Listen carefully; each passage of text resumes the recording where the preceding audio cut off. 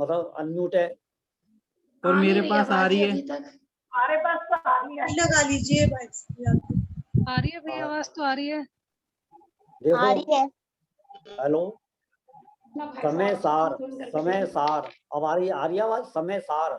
हाँ भैया आ रही है। हाँ चलिए, आचार्य कुंदकुन देव के द्वारा लिखित ये समय सार परमागम है। और इस समय सार में केवल शुद्धात्मा की चर्चा है। शुद्धात्मा की चर्चा से मतलब ये है कि इसमें केवल मेरी ही चर्चा है। इसकी दूसरी गाथा पर हम चर्चा कर रहे हैं। पहली गाथा में तो समस्त सिद्ध भगवंतों को वंदन करके समय सार को कहने की प्रतिज्ञा की। फिर सहज शिष्य को यह शंका हो सकती है कि समय सार क्या चीज है, समय सार किसे कहते हैं। तो उसका उत्तर देने के लिए दूसरी गाथा का जन्म हुआ। दूसरी गाथा में समय दो प्रकार का बताया, एक स्वय समय है और एक पर समय है। स्वय समय माने क्या कि जो अपने दर्शन ज्ञान चारित्र में स्थित है उसका नाम है स्वय समय, और जो पुद्गल कर्म के प्रदेशों में स्थित है उसका नाम है पर समय।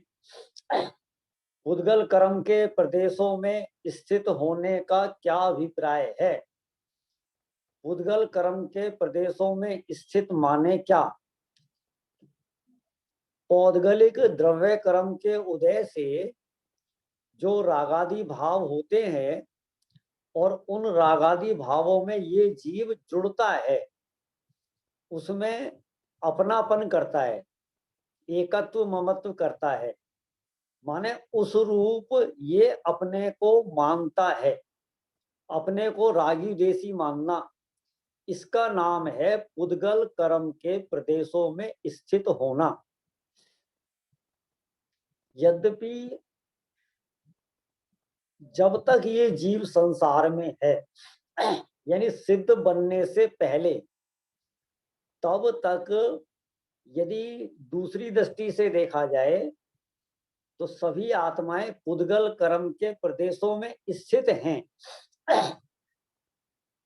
देखो ये शरीर है ना, शरीर, तो शरीर भी पुद्गल कर्म के निमित्त से मिला है, और इस शरीर में आत्मा रहता है, स्थित रहता है ना। सिद्ध बनने से पहले समय तक ये आत्मा किसी ना किसी शरीर में रहता है, और वो शरीर पौद्गलिक है।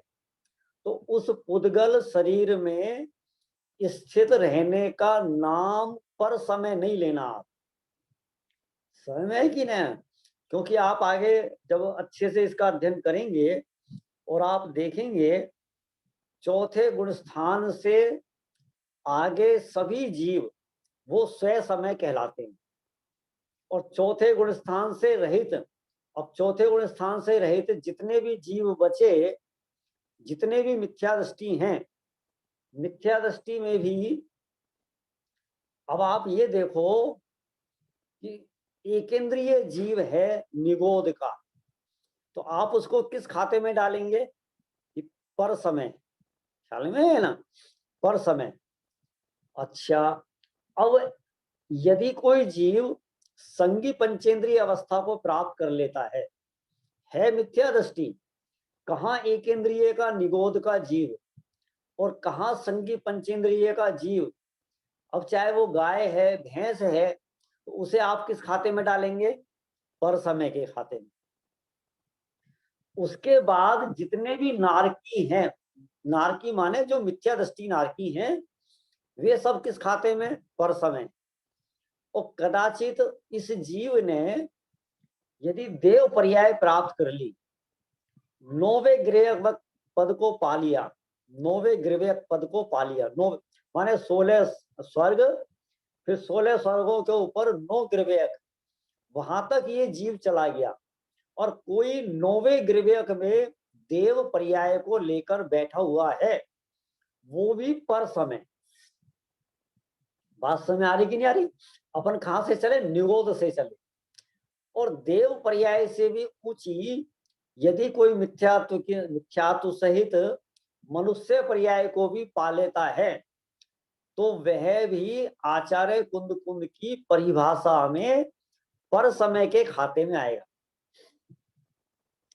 अब मैं थोड़ा सा और आगे चलता हूं। अभी सम्यक्त्व तो लिया नहीं है, सम्यक्त्व की प्राप्ति तो हुई नहीं, मिथ्या दृष्टि है, और वह नग्न दिगंबर मुनि अवस्था को धारण कर लेता है, पहला गुण स्थान है। और बाहर में नग्नता है, पीछी कमंडल है, जंगलों में रहते हैं, सर्दी गर्मी भूख प्यास को सहते हैं, और कसाय इतनी मंद है कि कोई विरोधी उनकी खाल खींचकर नमक मिर्च लगाए शरीर पे और तो उफ ना करें। अब बताओ ऐसा जीव किस खाते में आएगा? वोट लाओ, बोलो आप किस खाते में आएगा? मेरे सामने तो पर समय के खाते में। आपको समझ में आ रहा है ना? पर समय के खाते में आएगा, है ना? अच्छा, अब इससे विपरीत, इससे दूसरी तरफ अपन देखें। एक चतुर्थ गुण स्थानवर्ती त्रियंच है, चिड़िया को भी सम्यक दर्शन हो सकता है, ठीक है, और गाय को भी सम्यक दर्शन हो सकता है, सातवें नरक के नारकी को भी सम्यक दर्शन होता है। तो त्रियंच गति का जीव यदि सम्यक दृष्टि है, ज्ञानी धर्मात्मा है, तो वो भी स्वयं समय है। और सातवें नरक का नारकी है, वो भी स्वयं समय है, ठीक है। और कोई मनुष्य यदि सम्यक दर्शन से सहित है तो वो भी स्वयं समय है। कोई मुनिराज हैं, छठे सातवें गुण स्थानवर्ती हैं, वे भी स्वयं समय है। और अनंत परमात्मा है, वो भी स्वयं समय है। और सिद्ध परमात्मा है तो वो भी स्वयं समय है। अब आप देखो कहां से चले अपन? एक सम्यक दृष्टि चिड़िया, त्रियंच गति का जीव, वहां से लेकर सिद्ध भगवान तक वे सभी स्वयं समय हैं। अब आपको समझ में आया कि नहीं आया? स्वयं समय माने क्या, पर समय माने क्या? माने जिन्होंने दर्शन ज्ञान चारित्र को प्राप्त किया है और प्राप्त करके उसमें जो स्थित हुए हैं वे सब स्वयं समय हैं। और जिन्होंने अपने सम्यक दर्शन ज्ञान चारित्र रूप स्वभाव को प्राप्त नहीं किया वे सभी जीव पर समय हैं। यहां तक बात ख्याल में आई कि नहीं? अभी जैसे थोड़ी देर पहले ना चर्चा चल रही थी संसारी और मुक्त, ऐसी एक चर्चा आ रही थी। संसारी माने क्या? जो संसार में रहते हैं। तो उसमें एक प्रश्न आ रहा था ना कि अनंत भगवान को भी संसारी कहा है, तो भाई प्रश्न लगाया क्या अनंत भगवान भी संसारी हो सकते हैं? ठीक है, ये बात जरा देर से हजम होती है, ठीक है, जल्दी स्वीकार नहीं होती। भैया जब अपन संसारी और मुक्त का भेद करेंगे तो सिद्ध भगवान, अकेले सिद्ध भगवान, वो मुक्त के खाते में जाएंगे। अब जितने भी संसार में रहते हैं, संसार में रहने वाले सभी संसारी जीव, एक बात, अथवा जो संसरण कर रहे हैं वे सब संसारी जीव हैं। संसरण कर रहे हैं माने देखो अभी अनंत भगवान का आयु क्रम शेष है कि नहीं? आयु जब तक आयु क्रम है, भले ही महावीर भगवान ने 42 वर्ष की उम्र में केवल ज्ञान ले लिया, अरहंत अवस्था को प्राप्त कर लिया, लेकिन 72 वर्ष की यदि उनकी आयु है तो 30 वर्ष तक अभी उनको संसरण करना है, माने संसार में रहना है। तो इसलिए इसमें कोई आपत्ति नहीं होनी चाहिए। ये अरहंत भगवान को आप संसारी कह रहे हैं, कोई संसार में रह रहे इसलिए संसारी, हम उनको कोई अपराधी नहीं कह रहे, हम उनको कोई पापी नहीं कह रहे हैं। समझ में है कि नहीं है? ऐसे ही यहाँ पर जो अपने स्वरूप को प्राप्त किए हुए हैं वे सब स्वयं समय हैं, और जिन्होंने अपने स्वरूप को प्राप्त नहीं किया है वे सब पर समय। ख्याल में है ना? जो स्वभाव में स्थित नहीं है या जो मोह राग द्वेष आदि भावों में स्थित हैं वे सब पर समय कहलाते हैं। इसके बाद टीका में एक बात आई थी, कल अपन ने 7 परिभाषाओं के माध्यम से आपको समय समझाया था, लेकिन एक बात अपनी रह गई थी। टीका प्रारंभ होती है जैसे पेज नंबर 8 पर, 8 नंबर पेज है। यदि स्क्रीन पे लग रहा है तो ठीक है, नहीं तो आप अपने अपने समय सार में देख सकते हैं। ठीक है, 8 नंबर पेज पे टीका है, और टीका के प्रारंभ में देखो क्या कहते हैं। समय शब्द का अर्थ इस प्रकार है, मिल गया सभी को। टीका की पहली लाइन है ना, सम उपसर्ग है जिसका अर्थ है एक पना, और अगतो धातु है जिसका अर्थ है गमन और ज्ञान। इसलिए एक साथ ही युगपत यानी एक साथ जानना और प्रणमन करना, यह दोनों क्रियाएं एकत्व पूर्वक माने एक साथ करे, वह समय है। माने समय माने क्या, कि जो जानता भी है और प्रणमन भी करता है। ये दो कार्य जहां एक साथ होते हैं उसे समय कहते हैं। अब देखना, ये आत्मा कब नहीं जानता, कब नहीं जानता। देखो आप लोग जानते देखते हो, नहीं जानते देखते यहाँ, ठीक है। अच्छा, चिड़िया कबूतर जानते कि नहीं जानते हैं, वो भी जानते हैं, समझ में ना।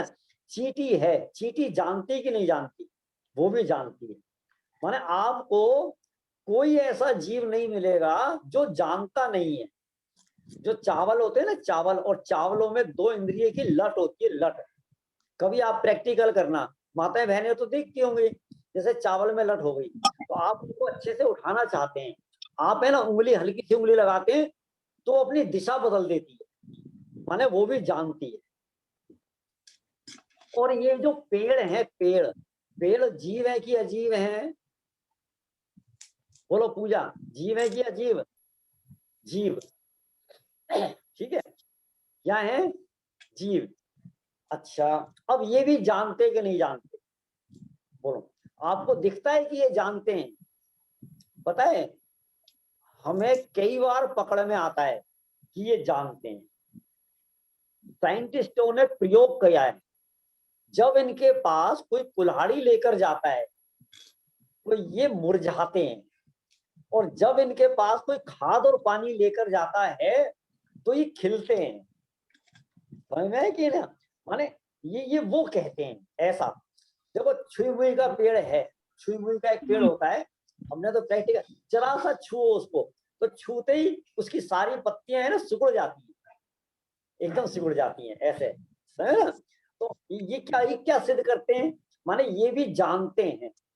माने जो सूक्ष्म जीव हैं, एक इंद्रिय जीव हैं, इनका जानना देखना हमारी पकड़ में नहीं आता है ना, हमारे ज्ञान में नहीं आता। लेकिन ऐसा नहीं है जानते नहीं है, सब जानते देखते हैं, है ना। एक बात तो ये हो गई जानना।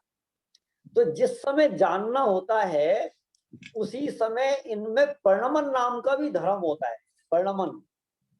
एक तो प्रणमन ऐसा, यहाँ प्रणमन का एक अर्थ तो ये लेना, उत्पाद व्यय, उत्पाद व्यय, ठीक है ना।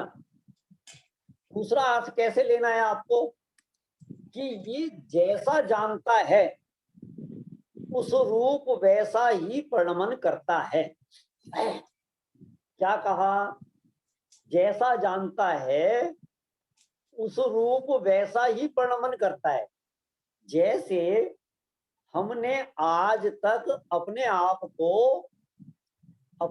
को शरीर जाना, अब शरीर जाना ना, तो अब शरीर जानने पर मुझे नहाना चाहिए, मुझे खाना चाहिए, है ना, मुझे कपड़े पहनना चाहिए, मुझे कमाना चाहिए।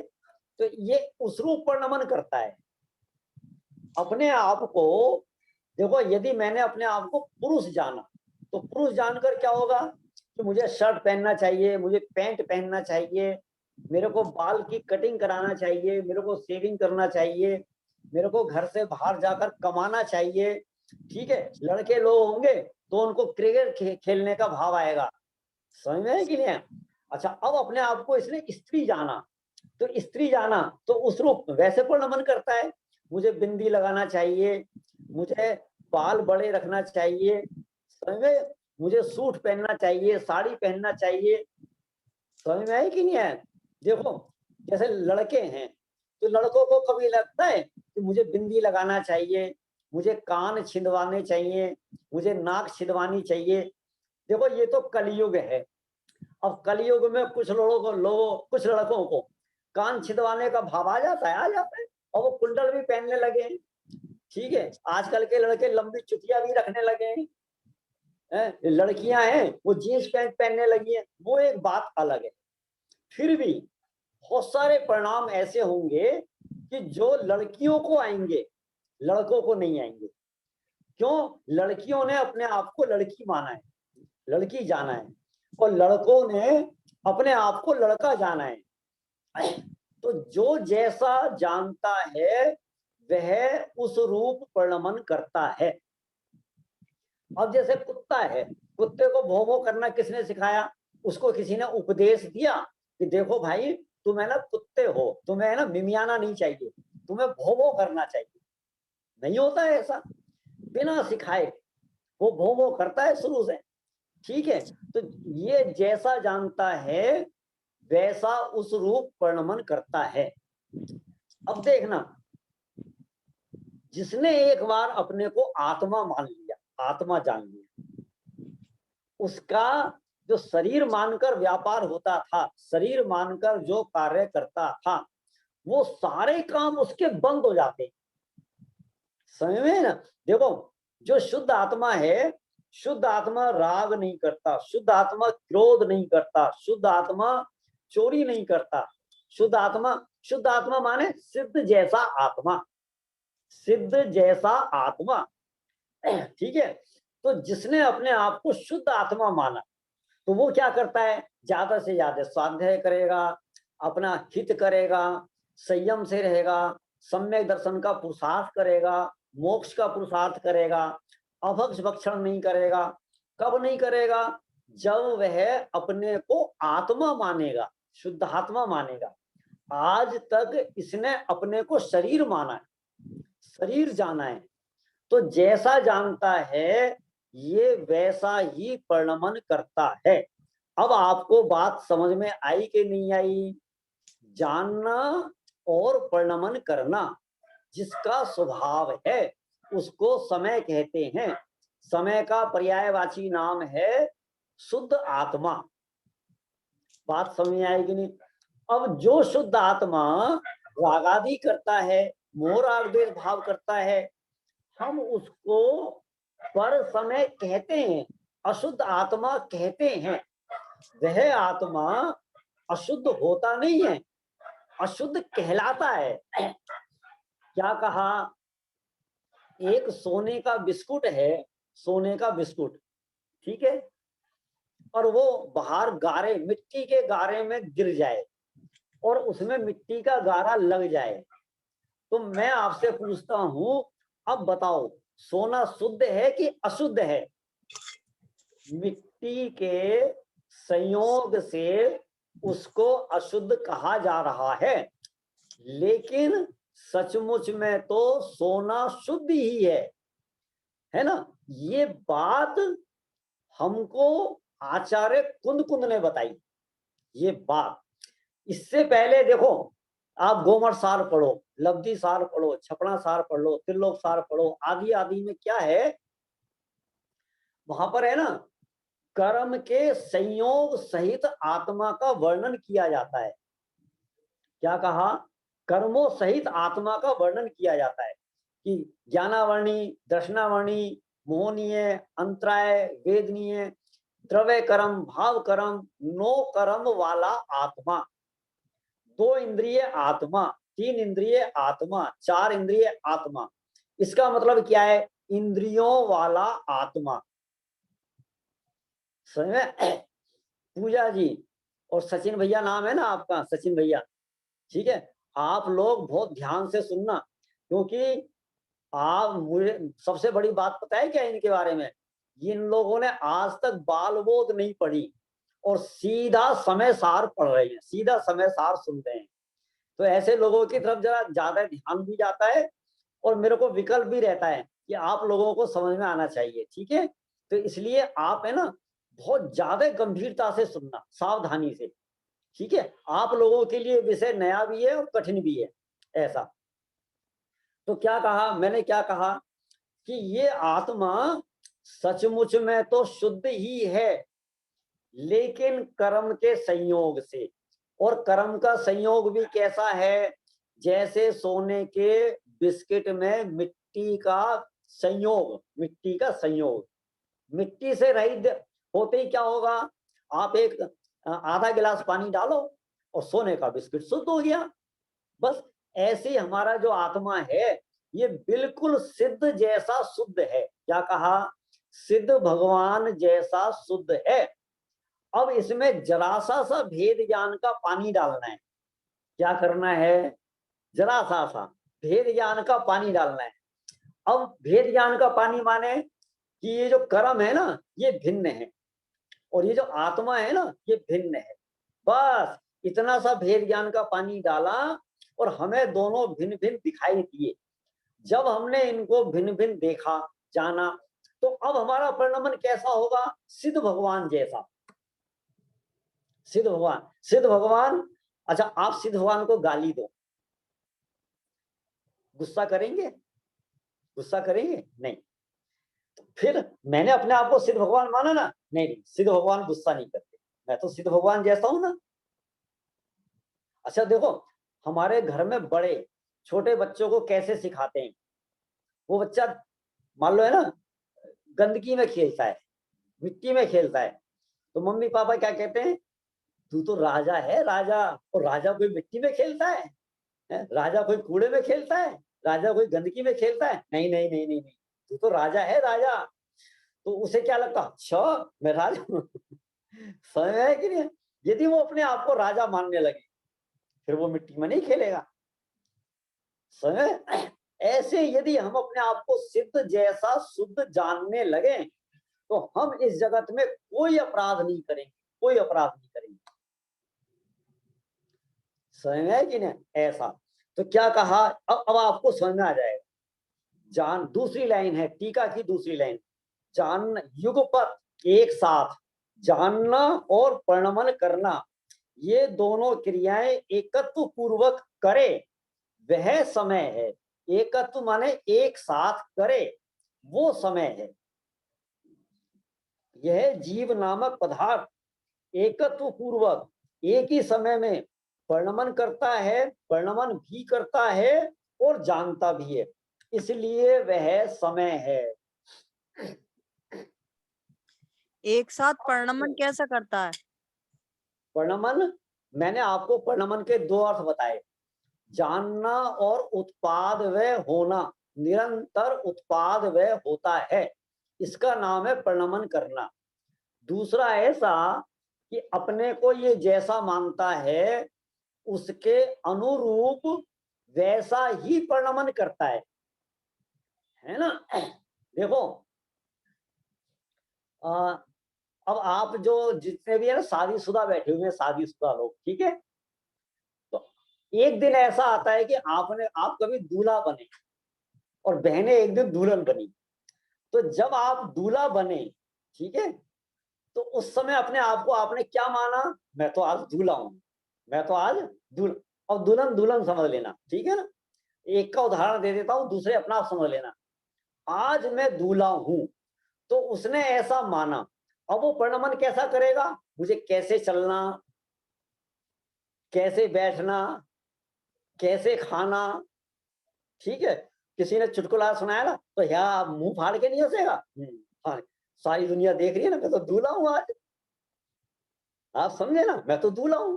तो उसने अपने आप को जैसा जाना फिर वैसा ही परिणमन करता है। समझ है कि नहीं है। तो दुल्हन होगी, भले ही ना कैसा ही नेचर हो उसका, लेकिन उस दिन कैसा शो करेगी, नहीं नहीं आज मुझे लज्जा दिखानी चाहिए, मुझे शर्माना चाहिए। समझे? तो वो जबरदस्ती शर्माएगी, जबरदस्ती लज्जा, जो अपने आप को दुल्हन मान के चल रही है वो, इसका नाम है प्रणमन करना। आप आगे यदि अपने आप को शरीर मानते हो तो आपका प्रणमन अनादि से ऐसा चलेगा, और जिस दिन आप अपने आप को आत्मा मानोगे तो उस दिन आपका प्रणमन उन ज्ञानियों जैसा चलेगा, ज्ञानियों जैसा चलेगा। प्रिंस भाई समझ में आ रहा है कि नहीं आ रहा? कठिन तो नहीं लग रहा? वेरी गुड, बहुत बढ़िया। भाई देखो, जितने लोग हमारे सामने बैठे होते हैं, जो वीडियो ऑन करके बैठे होते हैं ना, वो तो हमारे सामने हैं, ठीक है, और हम उनसे कुछ सवाल जवाब कर भी लेते हैं, और उनके चेहरे के भाव, उनके चेहरे का प्रमोद, आह्लाद, ठीक है, उत्साह हमें ये बताता है कि हाँ, आपको समय सार पढ़ने सुनने में कितना रस आ रहा है। और जिनकी वीडियो ऑन नहीं है, समझ में है कि नहीं? अब हम क्या समझें कि उनको समझ में आ रहा है नहीं आ रहा है, सो रहे हैं या जाग रहे हैं, आ गया। सुन रहे हैं या टीवी देख रहे हैं, ऐसा भी तो हो सकता है। भाई पंडित जी ने मैसेज भेजा, अब क्या करें, किस किस का सुने? ठीक है, आप तो ऑन कर दो, वीडियो ऑफ कर दो और टीवी देखते रहो, ऐसा भी हो सकता है। तो इसलिए हम तो भैया उन्हीं को श्रोता मानते हैं जो वीडियो ऑन करके हमारे सामने बैठे हैं, वो तो है श्रोता, समझ में है कि नहीं? और बाकी सब सोता। समझ है ना? सोता और श्रोता, वो हमने स्व समय और पर समय, संसारी और मुक्त, जैसे इसमें दो भागों में बांटा, वैसे ही सोता और श्रोता हमने इन दो भागों में बांट दिया। जो हमारे सामने श्रोता और जो हमारे पीछे वो सब सोता। ठीक है, चलो अब आप लोगों को समझ में आ रहा है कि नहीं आ रहा है? देखो अमित भैया, आप आते तो रोज हो, दिखाई आज दे रहे हो, ठीक है ना? अब हम आपसे डायरेक्ट बात करें तो कैसे करें? चलिए जय लिंग। अब आगे, अब अपन आगे बढ़ते हैं। भैया भैया हाँ जी, एक जो आप पेज नंबर बताते हैं ना, मेरे पास जो शास्त्र है उसमें पेज नंबर पे वो है ही नहीं जो आप बोलते हो। देखिए हम और सारे, इसके शुरू के 7 पेज नंबर है नहीं, कटा हुआ है ये आगे से। देखिए एक तो हम सब लोगों से क्षमा चाहते हैं। क्षमा इसलिए चाहते हैं क्योंकि जहां जहां से ग्रंथ आ सकते हैं, लॉकडाउन के कारण ग्रंथ नहीं आ पा रहे हैं, है ना? एक तो लॉकडाउन के कारण, और दूसरी बात ये है, सबसे बड़ा जो केंद्र है वो जयपुर है, तो वहां ऑफिस में एक दो लोगों को कोरोना हो गया था, जिसके कारण वहां ऑफिस बंद है। हमने पूरा प्रयत्न किया, पूरा प्रयास किया, थोड़े दिन का आप हमें समय दें, हम आपको पुनः जो पेज नंबर हम आपको बताएंगे वही पेज नंबर आपके ग्रंथ का होगा, वो ग्रंथ आपको उपलब्ध हो जाएगा, ठीक है ना? ठीक। अब क्या करें, ये हमारी बहुत बड़ी मजबूरी है, लेकिन आप एक हमारा बारी प्रयास पूरा रहेगा। आप एक बारी स्क्रीन पे देख लो ना, क्या पता दिख जाए। हाँ, अब स्क्रीन की भी बात हम आपको बता, पीडीएफ से तो अच्छा लग रहा था, पीडीएफ से पढ़ाई क्लासेस हुई ना, उसमें समझ में आ रहा था। सुनिए, हम पीडीएफ लगवा रहे हैं कल से, क्योंकि मैं आपको बताऊं, जब हमने पीडीएफ लगवा रहे थे तो कई श्रोताओं का हमारे पास सुझाव आया कि आप पीडीएफ हटाओ, हमें आपके चेहरे के भाव देखने हैं। फिर हमने पीडीएफ हटवा दी। अब दो चार लोगों के हमारे पास सुझाव आए कि नहीं साहब पीडीएफ लगवाओ, तो हम पीडीएफ लगवाएंगे आपके सामने, ठीक है ना? यदि आज संभव हो सके तो देशना यदि सुन रही हो तो पीडीएफ लगा दें, है ना? भैया पीडीएफ हमारे उन पर भी भेज दीजिए ना, अपने ग्रुप पे पीडीएफ भेज दीजिए, हम डाउनलोड कर लेंगे। तत्वार्थ सूत्र नाम का एक ग्रुप है और उसमें पीडीएफ भेजा था। यदि आप तत्वार्थ सूत्र ग्रुप पे नहीं जुड़े हुए हैं तो आप है ना हमें व्यक्तिगत बता सकते हैं, हम आपको व्यक्तिगत भेज सकते हैं। दोबारा ठीक है भेज जी, देती हूँ ग्रुप ठीक है। पे, अभी दोबारा भेज रही हूँ। ठीक हाँ, है जी, दोबारा ठीक भेज है, दीजिए, और है ना ठीक है दो जी। तीन ग्रुपों पे भेज दीजिए आप। हाँ मैं स्वाध्याय तत्वार सूद ग्रुप में नहीं हूँ ना। हाँ, तो आप कौन से ग्रुप पे हैं? वो जो आपने अभी नया बनाया उस्मानपुर वाला। चलिए हम है ना स्वाध्याय भवन के ग्रुप पे भी भेज देंगे, ठीक है? हाँ, उस पे सब जगह है। जो ये उस्मानपुर वाला आपने ये बनाया ना, मैं इसमें हूँ बस। ठीक है भाभी जी, ठीक है, ठीक है जी। चलिए अब अपन आगे चलते हैं। तो आपको ये समझ में आ गया होगा कि समय जो एक साथ जानता है और प्रणमन करता है उसे समय कहते हैं। अब इसके बाद हम आगे चलते हैं कि इसमें 7 प्रकार से समय बताया था, ठीक है। तो भावार्थ में ये खुलासा आ जाएगा। अब आप है ना भावार्थ देख लीजिए। भावार्थ आपकी स्क्रीन पे भावार्थ आ रहा है अब ये 1 मिनट में। पेज नंबर है इसका 10 गाथा नंबर 2 का भावार्थ उसमें आप देख सकते हैं, ठीक है ना। गाथा नंबर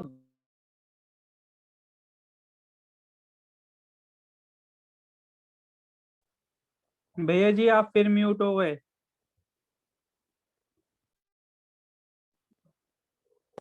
आवाज इसका नहीं अगला आ रही। पेज भावार्थ। आवाज नहीं आ रही। हाँ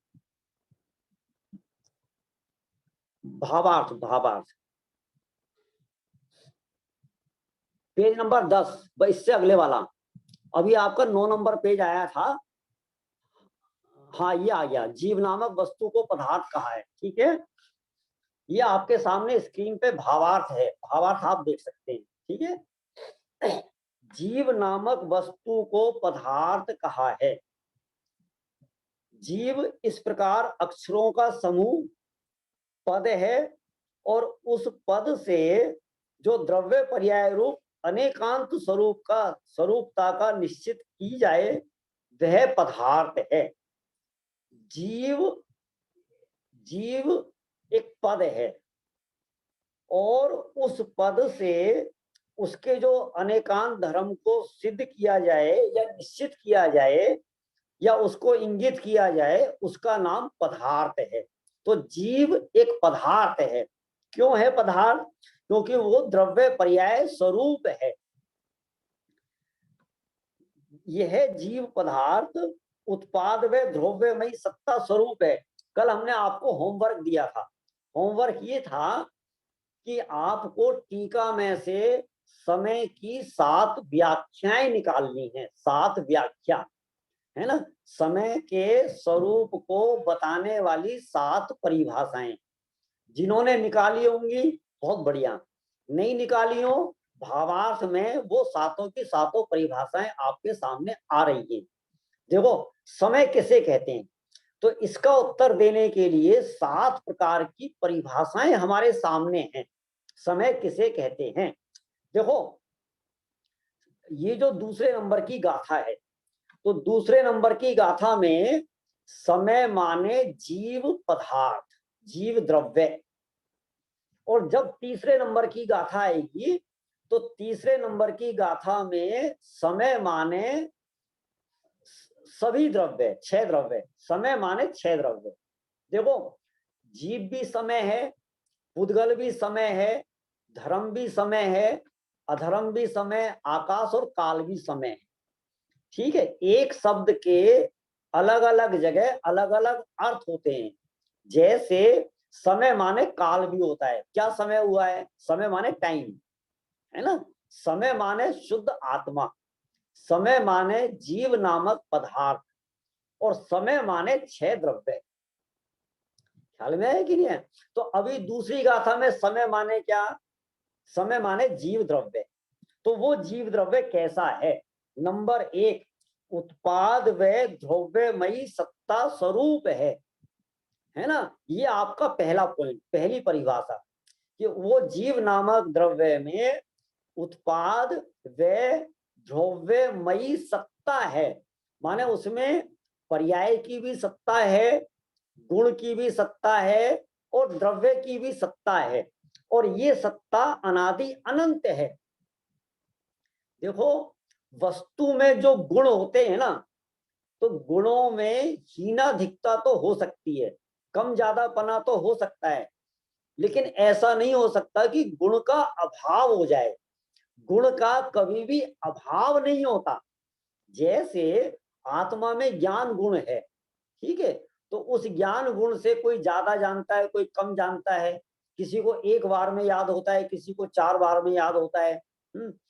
किसी को केवल ज्ञान है, किसी को मति श्रुत ज्ञान है, और किसी को मति श्रुत ज्ञान का भी अनंतवा भाग है।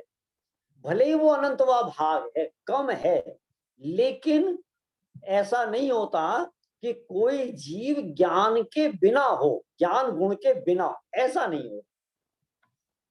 बिना माने ऐसा कोई जीव जो जानता देखता नहीं है, बोलो हो सकता है कभी ऐसा? जो जानेगा देखेगा नहीं, फिर तो वो पुद्गल होगा, जीव नहीं होगा। ठीक है, तो ये जो उत्पाद व द्रव्यपना है, ये अनादि अनंत है, ये सत्य है, ख्याल में। और हर वस्तु की सत्ता उत्पाद व द्रव्यपने से है। यदि आप किसी वस्तु में से गुण निकाल देते हो तो वस्तु नहीं रहेगी वो। अच्छा देखो, शक्कर में से मिठास निकालो, एक अकेली मिठास, उस शक्कर में सफेदी भी रहने दो, कठोरपना भी रहने दो, बस केवल मिठास निकाल दो, तो वो सत्ता रहेगी? सत्ता नहीं रहेगी, माने वस्तु का नाश हो जाएगा।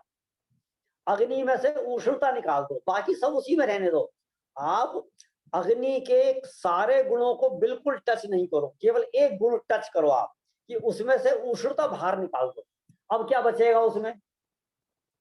उसकी सत्ता नहीं बचेगी, कुछ नहीं बचेगा, समझे ना? तो ऐसी आत्मा में से ज्ञान निकाल दो। अच्छा, तो जैसे वस्तु में से गुण नहीं निकल सकते, वैसे ही पर्याय भी नहीं निकल सकती। द्रव्यपना नहीं निकल सकता तो उत्पाद वे भी नहीं निकल सकता, उत्पाद वे नहीं निकल सकता तो द्रव्यपना भी नहीं निकल सकता। सोना है, ठीक है, उसका पीला गुण है, पीला कठोरपना गुण है। अच्छा, अब ये जो गुण है, तो अब आप उसका कुछ भी बनाओ, कुंडल बनाओ, हार बनाओ, कड़ा बनाओ, कुछ भी बनाओ, लेकिन ये गुण जैसे के तैसे रहेंगे, पीलापन, चिकनापन, कठोरपन, पर्याय बदलती रहेगी। अच्छा, गुण तो नहीं निकल सकते, चलो अब पर्याय निकाल दो आप। पर्याय निकाल दो माने उसकी कोई पर्याय नहीं होनी चाहिए। आप मुझे ये बताओ कि कुछ भी नहीं हो, हार भी नहीं हो, कड़ा भी नहीं हो, कुंडल भी नहीं हो, चैन भी नहीं हो, अंगूठी भी नहीं हो, तो बिना इसके बताओ, कि बिना इसके आप बोलोगे कि वो चौकोर चौकोर, तो चौकोर चौकोर हम उसको बिस्कुट बोलते हैं, तो बिस्कुट पर्याय हो गई।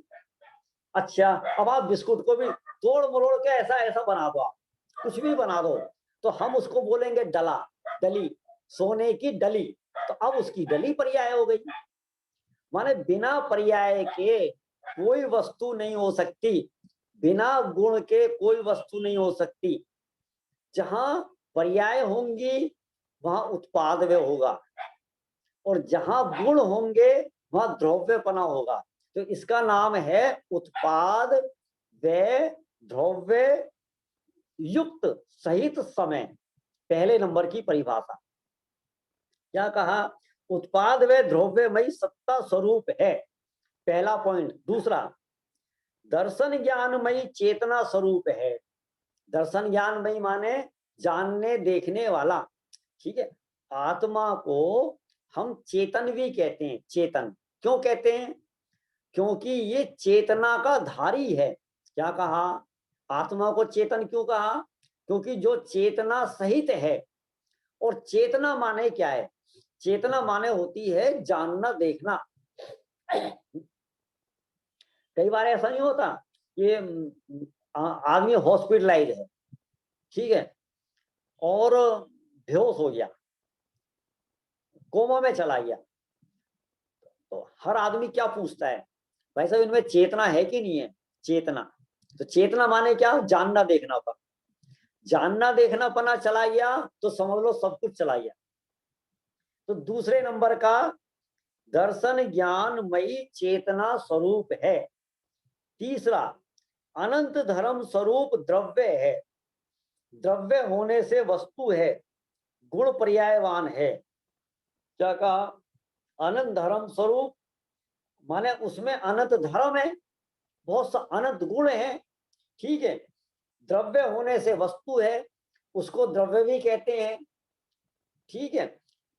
जैसे आत्मा में एक वस्तुत्व नाम का गुण है। वस्तुत्व गुण माने जिसका एक प्रयोजनभूत क्रिया होती है। वस्तुत्व गुण की अपेक्षा हम उसको वस्तु कहते हैं। एक आत्मा में द्रव्यत्व गुण होता है, तो उसके कारण उसको द्रव्य कहते हैं, ठीक है। तो ऐसे ही यहाँ पर द्रव्य होने से वस्तु है, गुण पर्यायवान है। अभी अपन ने बताया ना गुण और पर्याय, बिना गुण पर्याय के नहीं होता है। तो वो समय आत्मा गुण पर्यायवान है, उसका स्वपर प्रकाशक ज्ञान अनेकाकार रूप एक है। क्या कहा? ज्ञान में, हमारे ज्ञान में देखो डिफरेंट डिफरेंट गेज झलकते हैं, फिर भी वो ज्ञान एक रूप है। कैसे? देखो, आप पिक्चर हॉल में पिक्चर देखने गए हो, अब नहीं गए हो तो इसका मतलब ये नहीं कि आप कल देखने चले जाना, मैं तो पूछ रहा हूं आपसे, समय है कि नहीं है? गए हो तो ठीक है। अब जैसे पिक्चर हॉल में पिक्चर देखने जाओ तो सामने क्या होता है? कुछ नहीं होता, एक सफेद पर्दा होता है और उस पर चित्र दिखाई देते हैं। और चित्र कैसे होते हैं? रंग बिरंगे, है ना, डिफरेंट डिफरेंट कलर के चित्र होते हैं, काला, पीला, लाल, सफेद, नीला। एक बात। दूसरी बात, उस पर्दे पर आग भी लगती हुई दिखती है, पानी भी बहता हुआ दिखता है, मकान भी गिरता हुआ दिखता है, समुद्र भी दिखता है, सूखा भी दिखता है, गीला भी दिखता है, ठीक है, उष्णता भी दिखती है, शीतलता भी दिखती है। इन सभी ने उस पर्दे को कितना छुआ। उसमें यदि नदी दिखाई दे रही है तो कपड़ा कितना गीला हुआ, और उसमें यदि आग लगती हुई दिखाई दे रही है तो कपड़ा कितना जला। माने अनेक रूप होकर भी एक रूप रहता है, ऐसा दृष्टांत समझ में आया? दृष्टांत समझ में आया? फिल्म का पर्दा अनेकाकार रूप दिखाई देता है, अनेकाकार रूप। कभी जलता हुआ दिखाई देता है, ठीक है, कभी गलता हुआ, कभी गिरता हुआ, बहुत प्रकार से दिखाई देता है, लेकिन पर्दा तो एक रूप ही रहता है।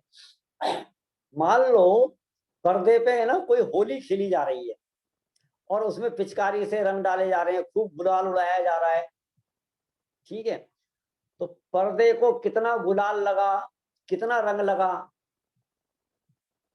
अब बताओ, पर्दा अनेक रूप है कि एक रूप है? अनेक रूप होता हुआ भी एक रूप है। ऐसा ही हमारा ज्ञान अनेक प्रकार के जीवों को जानता है, अनेक प्रकार रूप होता हुआ भी वो एक है, ऐसा। इसका नाम क्या कहा? उसका स्वपर प्रकाशक ज्ञान, स्वपर प्रकाशक ज्ञान।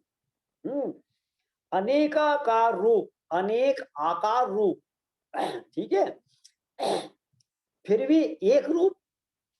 ज्ञान तो ज्ञान है, ज्ञान में अग्नि जले दिखे तो जलता नहीं, गर्म नहीं होता, पानी दिखे तो ठंडा नहीं होता, एक रूप रहता है।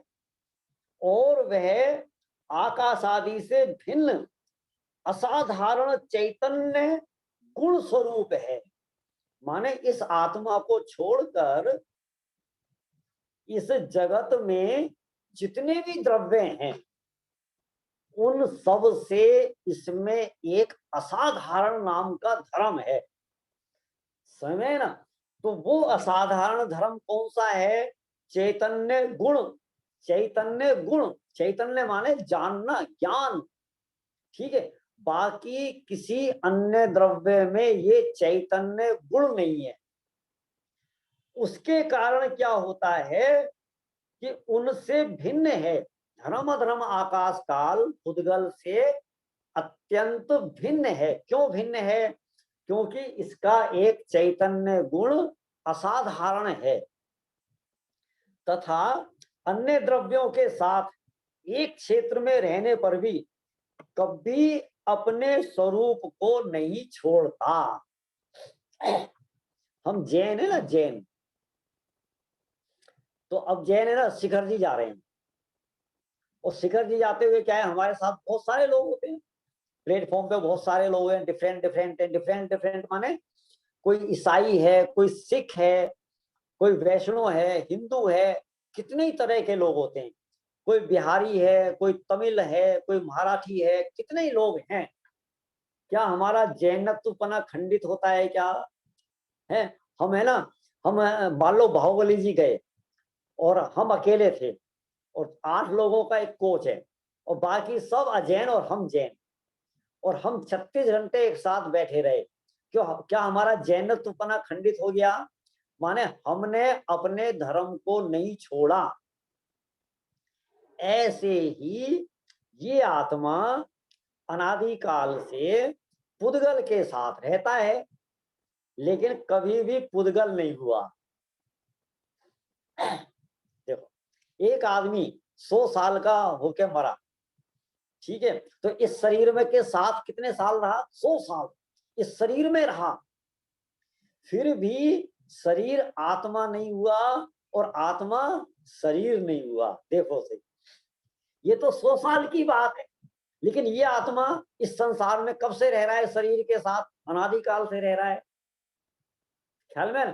देखो, हम जहां रह रहे हैं ना, वो आकाश द्रव्य है, उसे हम लोकाकाश कहते हैं।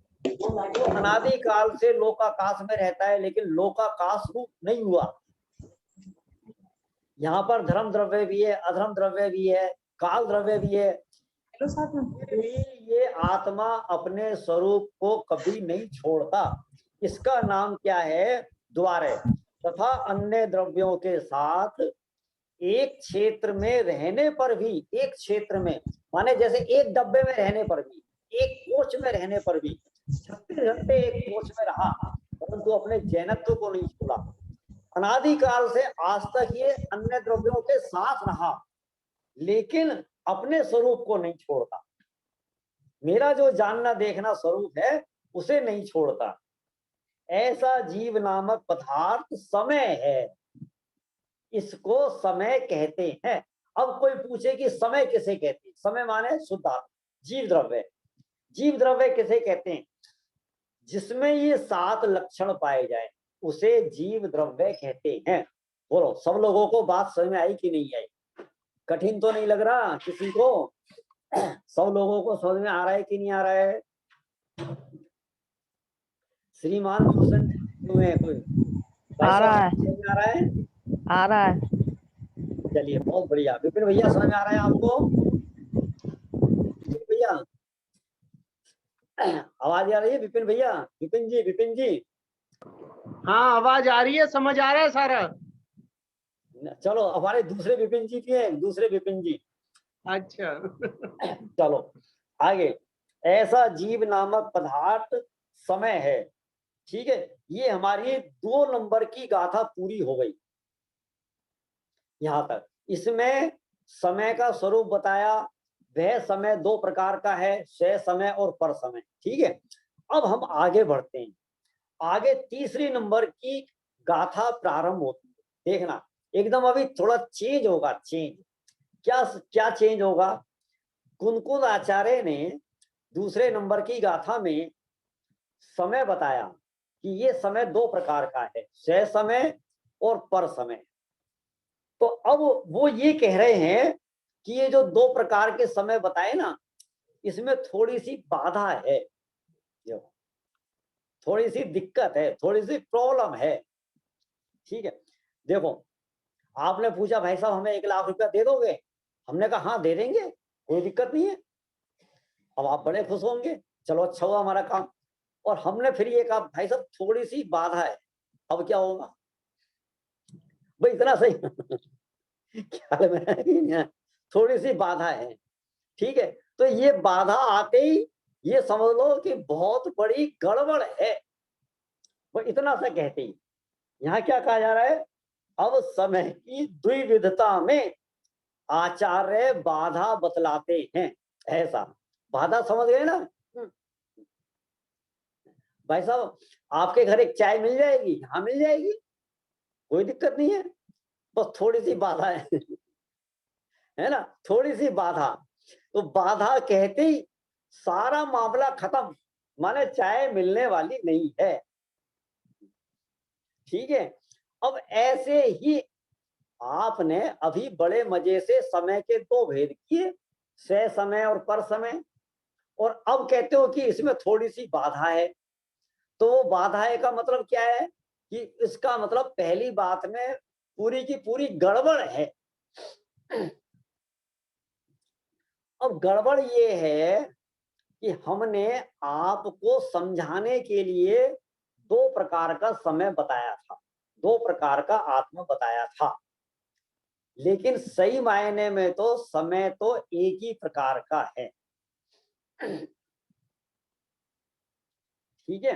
अब कोई बच्चा हमसे ये पूछे कि साहब बादाम कैसा होता है, तो हम उसको ये कहेंगे भाई देखो बादाम दो प्रकार का होता है।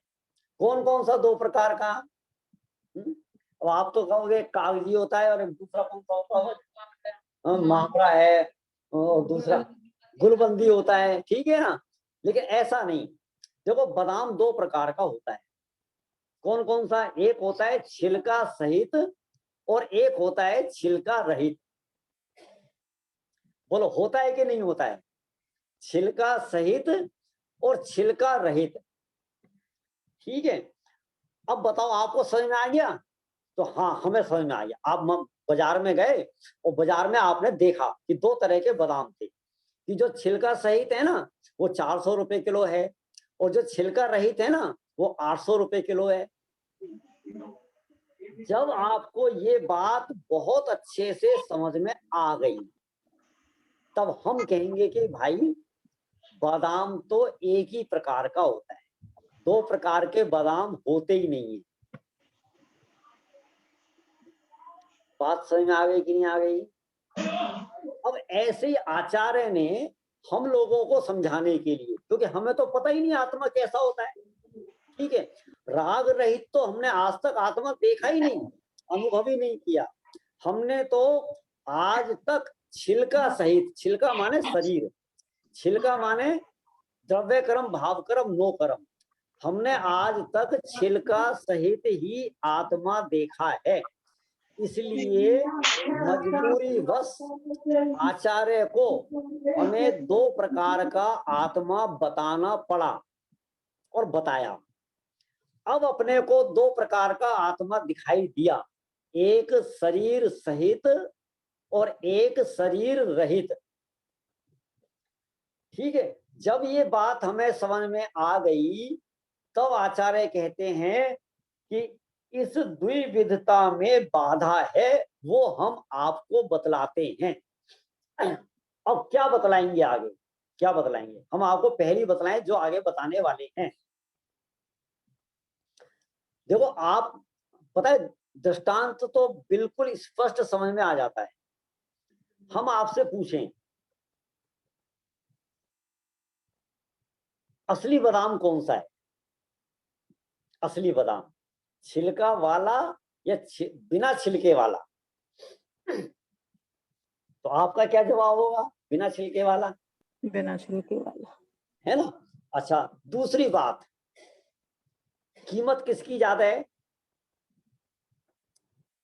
गिरी समझे की। आप?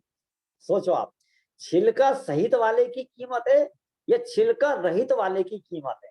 दृष्टांत। अब इसको आप यहाँ पे लागू करो कि जो हमने दो प्रकार का समय बताया ना, तो पर समय वाला आत्मा और एक क्षय समय वाला आत्मा। अब आप एक बात बताओ, असली आत्मा कौन है? राग वाला आत्मा या बिना राग वाला आत्मा? तो आपका क्या उत्तर होगा? बिना राग बिना वाला राग आत्मा। वाला। अच्छा अब दूसरी बात, कीमत किसकी ज्यादा है? शोभा किसकी ज्यादा है?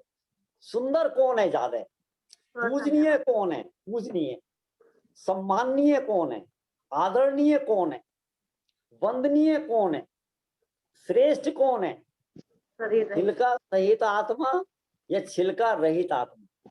छिलका रहित आत्मा। शुद्ध भगवान छिलका रहित रहित। आत्मा। ठीक है। उनकी कीमत, उनकी पूजनीयता, उनकी श्रेष्ठता और कहाँ विराजमान है? सर्वोच्च स्थान पर। सर्वोच्च। कहीं फंक्शन होता है ना, पंचक्यानक हो, कुछ भी हो, कवि सम्मेलन हो, ठीक है, तो हर आदमी मंच पे बैठना चाहता है, ऊंचे आसन पे, और उस मंच पे चढ़ने के लिए ये आत्मा लाखों रुपए खर्च करता है। अब चाहे वो रिबन काटने के नाम पे खर्च करे, चाहे वो दीप प्रज्वलन के नाम पर खर्च करे, चाहे चित्र अनावरण के नाम पर खर्च करे, ठीक है, माने उसको एक मंच चाहिए, थोड़ा सा ऊंचा स्थान चाहिए। समझ में आ गई नहीं आ गई बात? भैया तुझे ऊंचा स्थान चाहिए ना, तो तू बिना पैसे खर्च करे सबसे ऊंचे स्थान पर बैठ सकता है, और सब सारा संसार तेरे नीचे होगा, और तू वहां बैठकर सारी दुनिया को देखेगा और सारी दुनिया तेरे को पूजेगी। तो तू ऐसा इतना ऊंचा स्थान क्यों नहीं प्राप्त करता? ख्याल में आई कि नहीं आई बात? तो जो पर समय वाला आत्मा है ना, ठीक है, और सह समय वाला आत्मा, तो सही मायने में आत्मा तो एक ही प्रकार का है। जैसे बादाम तो एक ही प्रकार का है ना, तो मीगी बादाम है, कोई छिलका कोई बादाम थोड़ी ना। छिलके को तो हम व्यवहार से बादाम कह रहे थे, ठीक है, वो उस मीगी के साथ में रहता है, इसलिए हम उसको बादाम कह रहे हैं। तो पर समय तो आत्मा कोई चीज है ही नहीं। पर समय को आत्मा कहना हमारी मजबूरी है। क्यों मजबूरी है? कि हमें तेरे को वो आत्मा दिखाना था, बताना था, समझाना था, जिसको तूने अनादि काल से आज तक देखा है। ये हमारी मजबूरी। यदि उसको नहीं लेके चलते साथ में, तो तुझे आत्मा समझ में आने वाला नहीं था। अब आप समझ गए ना, ये क्या बाधा है? ये बाधा है, ठीक है, ये बाधा है। बाधा ये है, आत्मा दो प्रकार का नहीं, समय दो प्रकार का नहीं, समय तो एक ही प्रकार का है। अच्छा, अब क्या होता है, जहां हमने किसी अभेद वस्तु के दो भेद किए, तो वहां विसंवाद होता है। जहां एक पना होता है ना, अभेद होता है, ठीक है। देखो, चार भाई और चारों के चारों का एक चूल्हा, एक व्यापार, एक घर, एक रसोई, ठीक है। अब कभी आप ऐसे घर में अपने बेटे की शादी का कार्ड लेके जाना, और आप इतना सा कहना कि साहब 4 कार्ड दे दें, तो वो नाराज हो जाएंगे। नहीं, कैसी बातें करते हो आप? नहीं, हमारे घर एक कार्ड, हम कोई अलग अलग नहीं है, हम सब एक हैं। और आज के बाद हमारे घर में कभी आप ऐसी बात करना भी नहीं 4 कार्ड की, हमेशा एक कार्ड आएगा, एक निमंत्रण आएगा। क्यों? ये बाधा क्यों खड़ी हुई? विसंवाद क्यों खड़ा हुआ? ये झगड़ा क्यों हुआ? लड़ाई क्यों हुई?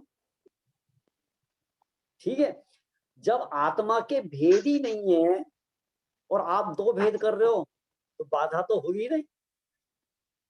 तो इस बाधा को बताने के लिए आचार्य कुंद ने 3 नंबर की गाथा लिखी, जिसमें ये कहेंगे समय तो एक ही प्रकार का है, और जो एक प्रकार का समय है, एक ही प्रकार का आत्मा है, बस वो ही सुंदर है, वो ही सुंदर है।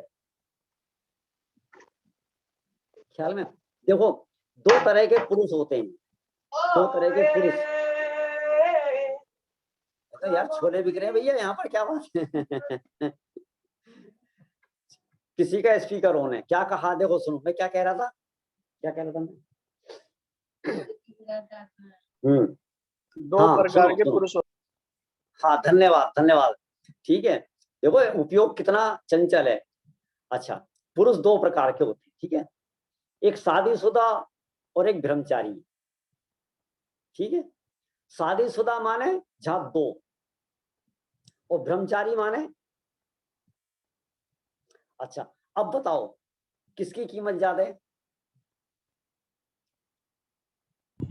ब्रह्मचारी की। बोलो मतीना, बोलो मतीना, सब सुनाई दे रहा है, सब दिखाई दे रहा है, ठीक है। किसकी कीमत ज्यादा है? किसका सम्मान ज्यादा है? कौन पूजनीय है? अच्छा, ज्यादा स्वतंत्र कौन है? ज्यादा मजे में कौन है? अब आप समझ गए ना? समझ है ना? जहां दुकेला है, सब जगह माथा पच्ची। अब लेट हो रहे हैं, अब ट्रेन छूट गई है, अब प्लेन छूट गया है, अब वहां प्रोग्राम में लेट हो गए हैं, अब प्रवचन निकल गया है। आप जहां 2 होंगे ना, वहीं विसंवाद। अकेले की सुंदरता और स्वतंत्रता, 2 चीजें ध्यान रखना। अकेले की सुंदरता और स्वतंत्रता, कीमत, ठीक है। और जहां 2 हुए, और 2 से 4 हुए, और 4 से 8 हुए, फिर तो कहना ही क्या। ऐसे ही यदि ये आत्मा अकेला है, द्रव्य कर्म भाव कर्म नो कर्म से रहित है और शरीर से भिन्न है, तो सुंदर है और सबसे ऊंचा विराजमान है। और यदि ये अकेला नहीं है, इसके साथ में पूरा कुनबा है, तो इसकी क्या दुर्गति हो रही है अनादिकाल से, वो तो आप देख ही रहे होंगे, हमें कुछ भी बताने की जरूरत नहीं है। बस ऐसी ही चर्चा कल तीसरी गाथा में आने वाली है। अभी हमारा समय हो गया है, बाकी की चर्चा हम कल करेंगे। जिनवाणी स्तुति। जावाणी के ज्ञान ते सूझे लोकालोक, सोवाणी मस्तक नमो सदा दे। नमो अरिहंताणम, नमो सिद्धाणम, नमो आयरियाणम, नमो उवध्यायाणम, नमो लोये सब साहुणम। बोले द्वासांगमयी जिनवाणी माता की जय। जय। सभी को सादर जय जिनेन्द्र।